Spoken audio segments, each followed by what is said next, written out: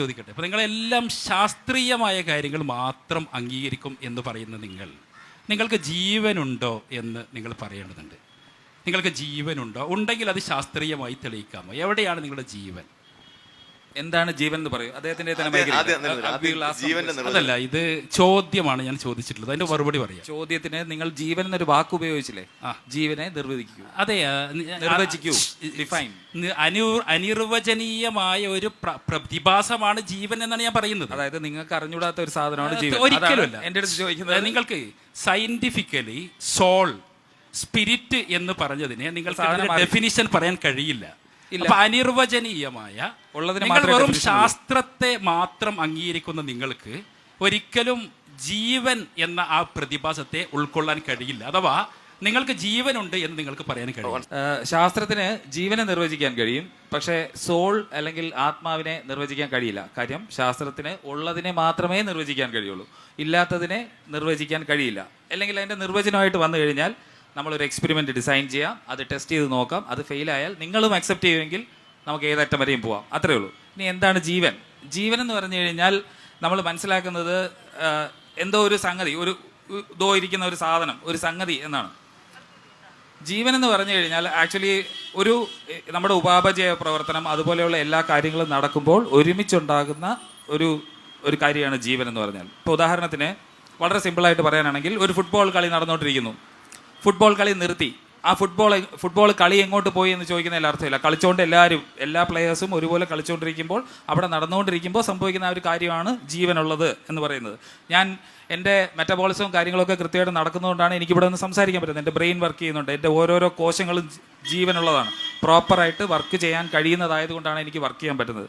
അല്ലാതെ എന്തെങ്കിലും ഒരു സാധനം ഉള്ളിലിരുന്ന് ജീവൻ എന്ന് പറഞ്ഞ് ഇങ്ങനെ ആക്ടിവേറ്റ് ചെയ്തുകൊണ്ടിരിക്കുന്നതല്ല. ഞാനെന്ന് പറയുന്നത് എൻ്റെ മസ്തിഷ്കമാണ്. എൻ്റെ മസ്തിഷ്കം പറയുന്ന കാര്യങ്ങൾ, എൻ്റെ മസ്തിഷ്കത്തിൻ്റെ അപ്പൻഡേജസ് ആണ് എൻ്റെ കൈയും കാലും എല്ലാം. എനിക്ക് അങ്ങോട്ട് നടക്കണമെന്ന് എൻ്റെ മസ്തിഷ്കം പറയുമ്പോൾ എന്നെ സഹായിക്കുന്ന കാര്യങ്ങൾ മാത്രമാണ് ഈ കൈയും കാലും അതുപോലെയുള്ള കാര്യങ്ങൾ. അപ്പോൾ ജീവൻ എന്താണെന്ന് ചോദിച്ചു കഴിഞ്ഞാൽ, ജീവൻ എന്ന് പറഞ്ഞു കഴിഞ്ഞാൽ ഇതെല്ലാം കൂടെ ചേർന്ന ഒരു സാധനമാണ്. മെറ്റബോളിസം പ്രധാനമായിട്ടും നിങ്ങൾക്ക് ഇപ്പോൾ ഓരോ കോശങ്ങളെ എടുത്ത് നോക്കിയാൽ പോലും അതിന് ജീവനുണ്ടെന്ന് പറയാൻ പറ്റും. കാര്യം നമ്മൾ മരിക്കുന്ന ഒറ്റ അടിക്കല്ല. നമ്മൾ മരിച്ചു കഴിഞ്ഞാൽ, മനുഷ്യനെ മരിക്കുക എന്ന് പറയുന്നത് ബ്രെയിൻ ഡെത്ത് സംഭവിക്കുമ്പോഴാണ്. നമ്മുടെ ബ്രെയിൻ സ്റ്റെം ആക്ടിവിറ്റി ഒന്നും ഇല്ലാതാവുമ്പോഴാണ് നമ്മൾ പറയുന്നത് ഈ മനുഷ്യൻ മരിച്ചു എന്ന് പറയുന്നത്. ആ സമയത്ത് വേണമെങ്കിൽ ഹൃദയത്തിന് ഇടിക്കാം, തെറ്റൊന്നുമില്ല. ഹൃദയത്തിൻ്റെ പ്രോപ്പർ കൺട്രോൾ ഉണ്ടാവണമെന്ന് നിർബന്ധമൊന്നുമില്ല. പക്ഷേ ഓരോ കോശങ്ങൾ മരിക്കുന്നത് ഓരോ സമയത്താണ്. നിങ്ങൾക്ക് അവയവങ്ങൾ ദാനം ചെയ്യാൻ പറ്റുന്നത് നിങ്ങൾ ഒറ്റയടിക്ക് മരിക്കാത്തത് കൊണ്ടാണ്. മരിക്കാത്ത അവയവങ്ങൾ നിങ്ങൾക്കുണ്ട് എന്നാണ് അർത്ഥം.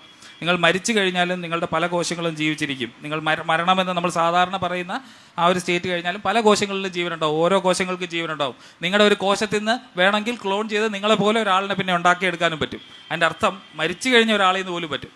അതാണ് നമുക്ക് ഇന്ന് ശാസ്ത്രം നിൽക്കുന്ന ഒരു ഏരിയ. അതുകൊണ്ട് ജീവൻ എന്ന് പറഞ്ഞാൽ എന്താണ്, അത് അന്ന് ഡിഫൈൻ ചെയ്യാൻ പറ്റാത്തതാണ് എന്നൊക്കെ പറയുന്നതിൽ പ്രത്യേകിച്ച് അർത്ഥമൊന്നുമില്ല. അത് ജീവൻ ഒരു പ്രോസസ്സാണ്, അതാണ് നമ്മൾ ആദ്യം അതിന് മനസ്സിലാക്കേണ്ടത്. അത് മെറ്റബോളിസം ആൻഡ് പ്രോട്ടീൻ സിന്തസിസ്, അതായത് ഉപാപചയ പ്രവർത്തനം, ഈ കോശങ്ങളെ നിർമ്മിക്കുന്ന ആ ഒരു പ്രക്രിയ, പിന്നെ പ്രത്യുൽപാദനം, അതിൻ്റെ പകർപ്പെടുക്കുക, ആ ഒരു ജീവവസ്തുവിൻ്റെ വേറൊരു പകർപ്പെടുക്കുക. അത് ചിലപ്പോൾ ഒരു സെല്ലിൻ്റെ ഡിവിഷൻ കൊണ്ട് അതിൻ്റെ ഒരു കോപ്പി ഉണ്ടാക്കുന്നതായിരിക്കാം, ഒരു ജീവിയുടെ തന്നെ സമൂലമായ മറ്റൊരു പകർപ്പെടുക്കുന്നതായിരിക്കും. ആ ഒരു പ്രോസസ്സ്, ആ ഒരു പ്രോസസ്സിനെയാണ് ലൈഫ് എന്ന് പറയുന്നത്. അപ്പോൾ ഈ ലൈഫ് എന്ന് പറയുന്നത് ഒരു വ്യക്തിയിൽ മാത്രം ഒതുങ്ങിയിരിക്കുന്നതല്ല, അതൊരു ആ പരിണാമത്തിൻ്റെ ഒരു ചെയിനിൻ്റെ ഒരു കണ്ണി മാത്രമാണ് ഇന്ന് നമ്മൾ ഇരിക്കുന്നവരെല്ലാവരും തന്നെ. സോ കണ്ടിന്യൂവേഷനാണ് ലൈഫ് എന്ന് പറയുന്നത്. അപ്പോൾ അത് ജീവനുണ്ടോ എന്ന് ചോദിക്കുമ്പം ഈ ചുറ്റിനും നിൽക്കുന്നതെല്ലാം ഓർഗാനിക് ആയിട്ടുള്ള മാറ്ററാണ്, എന്ന് പറഞ്ഞാൽ പദാർത്ഥങ്ങളാണ്, ജൈവ പദാർത്ഥങ്ങളുടെ ഒരു കൂട്ടമാണ് ഒരു ജീവി എന്ന് പറയുന്നത്. അപ്പോൾ ജീവനുണ്ടോ? ജീവനുണ്ട്. പക്ഷേ ഈ ജീവൻ എന്നുള്ളതിനെ നിർവചിക്കുമ്പോഴാണ് ഈ പ്രശ്നം വരുന്നത്. വെറുതെ ആത്മാവ്, പ്രാണൻ ഇങ്ങനെയൊക്കെ പറയുമ്പോഴാണ് ഇത് വളരെ അവ്യക്തമായിട്ട് പോകുന്നത്. അതുകൊണ്ടാണ് നമ്മളതിനെ ഇത്ര വ്യക്തമായിട്ട് ഡിഫൈൻ ചെയ്യേണ്ടതായിട്ട് വരുന്നത്.